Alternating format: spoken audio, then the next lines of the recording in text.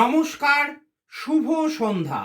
আপনাদের সকলকে আমাদের ক্লাবের পক্ষ থেকে জগদ্ধাত্রী পূজার বিজয়া সম্মেলনীতে স্বাগত জানাই। আজ আমাদের মধ্যে উপস্থিত হয়েছেন বিশিষ্ট ইউটিউবার এবং কমেডিয়ান অয়ন চক্রবর্তী। ওনার কমেডি আপনারা নিশ্চয়ই কেউই দেখেননি।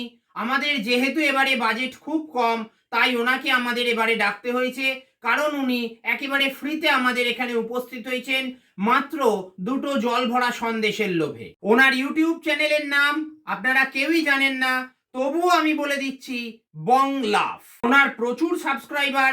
আমি এই অনুষ্ঠান শুরুর একটু আগেই দেখছিলাম ওনার 100 জন সাবস্ক্রাইবার হতে আর মাত্র 80 জন বাকি। আপনারা সবাই একবার জোরে গালাগালি দিতেই পারেন। আমরা ওনাকে আলাদা করে আর শুভেচ্ছা জানাবো না, কারণ আমরা জানি আমরা যতই শুভেচ্ছা জানাই উনি ইউটিউবে কোনো দিন সফল হতে পারবেন না। সেই কারণে ওনাকে আর ফালতু কিছু বলার অনুরোধ না জানিয়ে আমরা সরাসরি আমাদের অনুষ্ঠান শুরু করছি।